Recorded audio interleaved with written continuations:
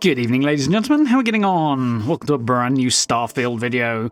So, we have a recent new interview with Todd Howard regarding the upcoming game, and there's a cool set of tidbits in here that don't seem to have been discussed excessively. So, I thought we'd have a little chitter-chatter about them.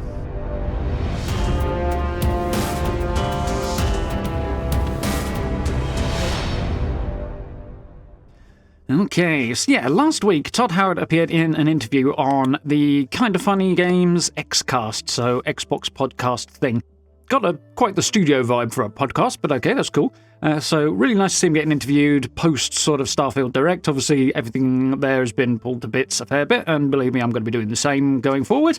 And the subsequent interview not long after that as well that was done with IGN, that was also very, very interesting. But most of the big points in that have also been kind of done to death at this point. So I thought we'd talk about a couple of things that were kind of quite, some of them subtle, some of them a little more overt, but haven't really been thrashed out in a great deal of detail from this Xcast. So we're going to dive into that, and basically I'm going to go through the things I noticed in basically the order they are in the podcast. If you want to check the whole podcast out, I'll make sure I link it down below, because you should definitely check it out. It's quite an interesting watch. So in no particular order, stroke the one it was actually in the podcast, here we go.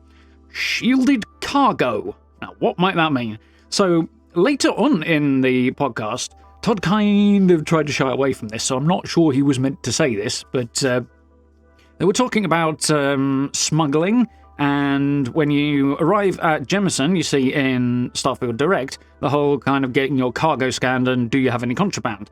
Now, Todd kind of dropped the words shielded cargo in passing quite early on, and there wasn't a whole lot of explanation, but it kind of seems to tie into this as to whether he was saying whether or not you got shielded cargo on your ship.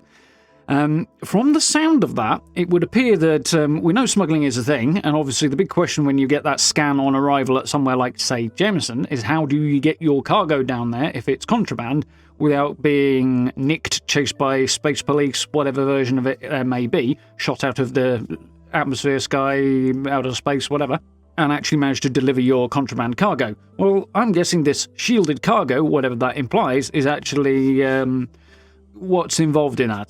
Perhaps something you can install in your cargo bay to conceal its contents in some way, or a specific upgrade to your cargo bay. Bit like, a lead-lined box hiding something from Superman's X-ray vision kind of vibe.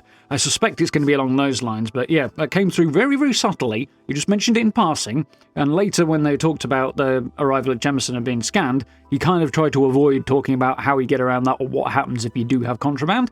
So I'm wondering whether or not he quite meant to say this, but interesting thought. So there's a little possible hint about what we might be involved in smuggling and getting cargo and contraband past the authorities. So interesting. So taking a completely different direction for the next thing that leapt out, Steam Deck compatibility. This probably has been talked about a fair bit, so quick and to the point. We'll talk about it later on, was the gist of what Todd said. So on launch, Starfield will not have Steam Deck compatibility. This is not terribly surprising. Starfield is gonna be huge. We know this. This is fairly well established at this point. Obviously, the Steam Deck, pretty decent bit of kit, but what it's going to be asked to do if it has Starfield on it is very, very substantial. We know the game's going to have a very, very big install size on your system, whatever that may be. We know that they've deliberately locked the game at 30 frames per second because of the sheer amount of information that's being processed is going to cause struggles with the frame rate if they try and go higher, or at least make it inconsistent anyway. So various things like that, but putting it down to the Steam Deck could be challenging because of the limited capacity of that handheld.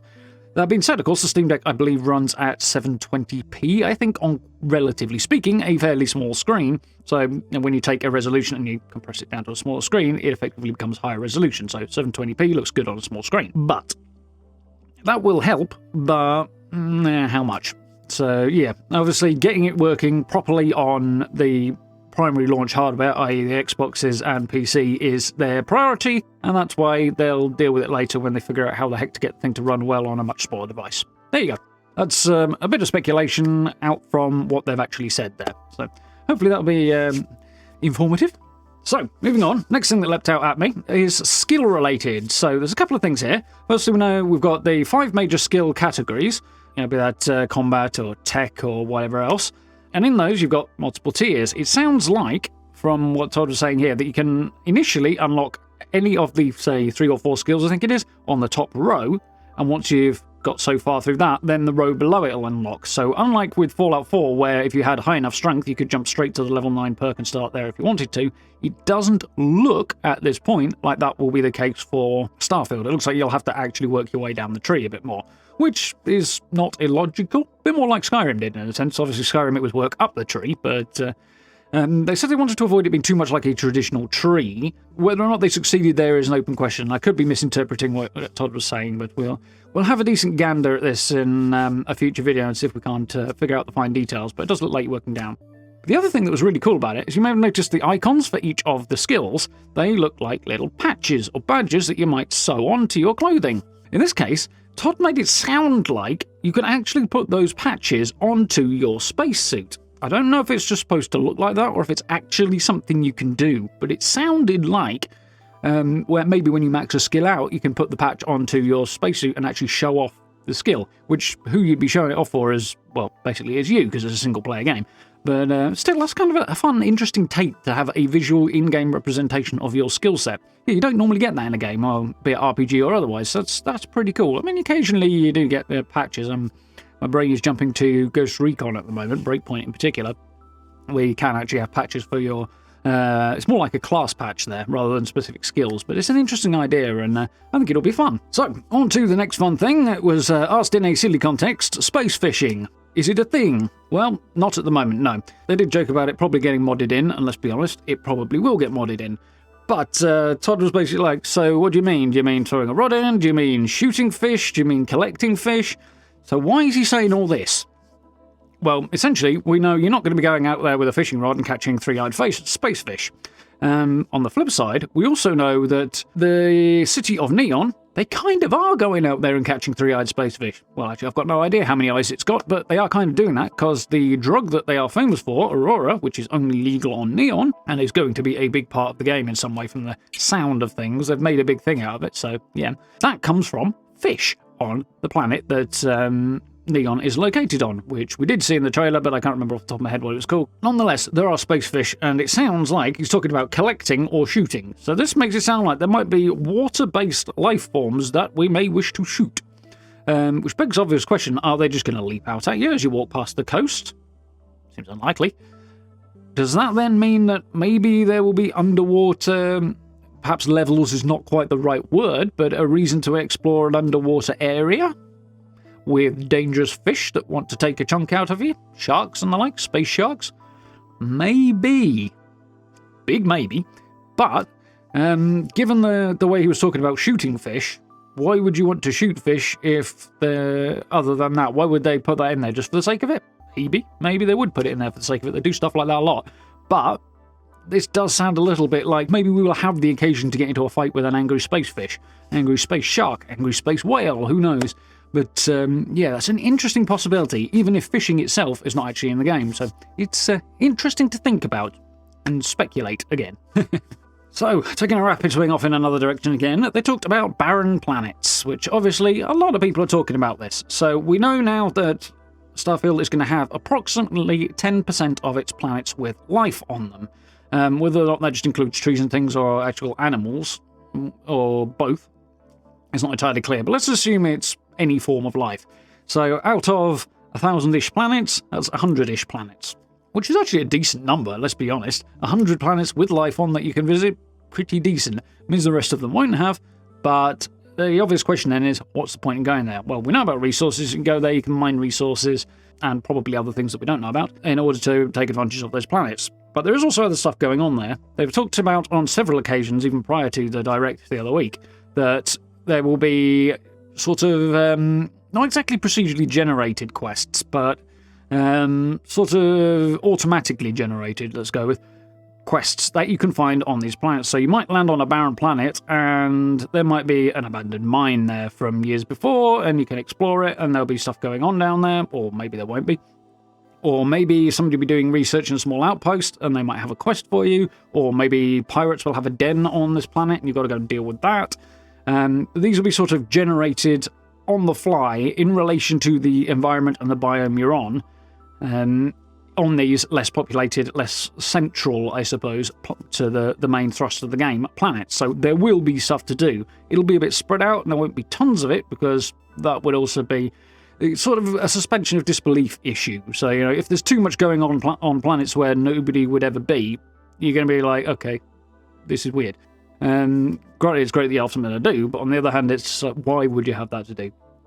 Obviously, they are really stretching the definition of how many planets should have life on and stuff, bearing in mind the amount of research that has been done in real-world astronomy and astrophysics and stuff, and the amount of life that we have discovered being nada so far. The idea that 100 out of 1,000 planets might have life on is wildly video game. But on the other hand, they've got to do something along those lines or it's going to be really, really dull. So, yeah.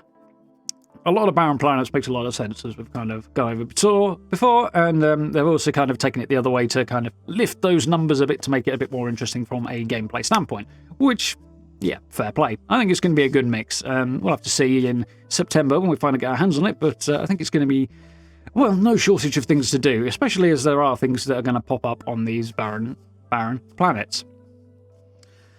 Okay, so, kind of related, but also kind of not. The vehicle question. Now, a lot of people have asked me this one, and I suspect it's been touched on elsewhere as well, so you may already know the answer. But as I predicted way back, the only vehicles in this game that you can have any interaction with are spaceships. So, in terms of ground vehicles, in terms of can you mount the crazy space dinosaur, no. No ground vehicles, no mounts, nothing like that. It's designed for walking and using your jetpack if you are not in your spaceship. Obviously, planet design and space and proportion, the amount of ground you cover, the reality of your movement speed tends to be not entirely reflective of reality in games. So in order to make vehicles feel good, that would have to be planned for and developed into the scale of the worlds. So it'd have to be a thing from the get-go. Either they do it or they don't, and that's why they haven't done it. So... or at least that's my big theory on why they haven't done it. But to be honest, I'm not terribly surprised, and yeah, there is the confirmation. We get spaceships, but no ground vehicles. Okay, so last couple of bits and pieces here. Characters and romance. So there's a couple of things in here. Some of it's fine, some of it is actually, I think, the only thing thus far that has genuinely disappointed me about Starfield. Obviously, we haven't got our hands on the game, so who knows. But this is the one thing that I'm a little bit kind of really disappointed about. And that is the romance angle. We have found out now that there are 4 characters that are romanceable. Only 4, which is really not very many. They have full quest lines, and you can romance, and that is the 4 main Constellation members. So you should be able to throw up some footage of those folks. But it's as to whether or not there are gender restrictions on that, I'm going to go ahead and guess or not. I'm assuming any of them can be romanced by anybody, just for the sake of maximising options, if nothing else. But they have full quest lines attached to them, and those are the romanceable characters. Other people, you can build up relationships to a certain degree from the sound of things, but nowhere near as expansively, which is a little disappointing, because when you go back to, say, Skyrim, the number of characters you can marry is really huge, and the amount of options there is much higher. However, it's probably worth mentioning that relationships and marriage and stuff in Skyrim are very, very shallow affairs. There's not a lot of detail there, there's not a lot of conversation. As far as the depth of the relationship goes, there's not much going on. I imagine that it's much more involved and personal and that sort of thing in Starfield than it is in something like Skyrim. That will be my guess as to why there are far fewer options, because when you add longer quest lines, more detailed, more dialogue lines, and more complexity, it becomes that much harder to have multiple versions of it. So the more versions you've got, the more time, the more cost, the more data you've got to deal with. So I suspect the level of detail and depth and involvement in these relationships is probably why there are less of them. However, that fact does remain, it is a bit disappointing. Of course, the flip side of that is we don't know a great deal about what the DLC is going to be like, and whether or not that might include additional characters that are romanceable on down the lines. Wouldn't be terribly surprising, given that I believe they've done that before in We're going to come back to Skyrim again. So, who knows? On down the line, as regards DLC, we really don't know what's going to happen. We know there will be a story one. That's the first piece of DLC that they've kind of sort of announced. But other than that, we don't really know anything. So we'll have to see what the future holds. So one of the other cool things about characters is, well, whether or not you have to have companions with you at all times. Obviously, not surprisingly to those who are familiar with Bethesda's previous games, you don't have to at all. If you want to go solo and not have allies with you, companions, whatever, you can leave them behind on your ship or at your outpost or whatever, and there are perks that you can spec into, as with Bethesda's previous games, to make you stronger to compensate for the fact you don't have backup, if you feel the need to do that. Bethesda's games don't tend to be particularly difficult combat-wise and things, so if you'd want to up the challenge a little bit, maybe don't take those perks. Just a thought. But there are options and ways of doing things and ways of speccing into not having allies with you if you so desire. But you are also, of course, losing out on interesting character interactions, and they do have a lot to say about the places you visit, so you are going to miss out on something, particularly from an RPG standpoint, if you don't. And last but not least, the final shocking bombshell that was dropped in this interview that absolutely has to be mentioned is that Vasco cannot currently wear a hat. It's just not good enough, really, is it? Shocking behaviour. And yes, they did also mention that there is no doubt that's getting modded in as well. And I'm inclined to agree. Sooner or later, Vasco's gonna have a hat. Although what kind of hat you put on a square-topped robot, I don't know. Putting a bowler hat on a circular Mr. Handy kind of makes sense, because it kind of goes with the shape, but what do you put on Vasco? Flat cap? Yeah, even that work on a Handy. But I don't know. I have no doubt it will get modded in, though, so we will have to see on down the line, won't we? But there we go. So that's some of the cool little tidbits that I haven't seen talked about in too much detail, and some a bit more, but worth mentioning. From the kind of funny Xcast that was out last week with Todd Howard and interviewed. As I say before, if you want to check down below, there's a link down there to that interview if you want to have a gander for yourself. Strongly recommend. There's a load of stuff in there as well that I haven't gone into detail on. And yeah, interesting conversation. Definitely quite cool. So do check that one out. I'll show those guys some love. Other stuff worth looking at if you're curious about it, there's the IGN interview, which I'll link down there. And also, if you want to know more about the ins and outs and the technical side of why it might be 30 FPS and stuff, Digital Foundry did a really great job on discussing that. So worth a gander if you want to know about that. But beyond that, I will, of course, be diving more into the Direct and looking at some cool features and discussing it and pulling things apart in the coming weeks, because we need something to get me revved up and raring to go for Starfield. Not that I really need any help with that, but, you know, working on the build-up to it. So if you're interested in all that stuff, please do drop subs and likes and turn on the notification bell, as it's always helpful to keep up track with the uploads. Of course, we are continuing to play Fallout 76, both live streaming and camp builds and other bits and pieces as well. So if you're interested in all that, do check that good stuff out. And we'll be streaming a few bits and pieces over the summer as we move towards Starfield, which is going to be huge when the time comes. So I do hope you join us for all that. But for now, thank you very much for watching, and I look forward to speaking to you all very, very soon.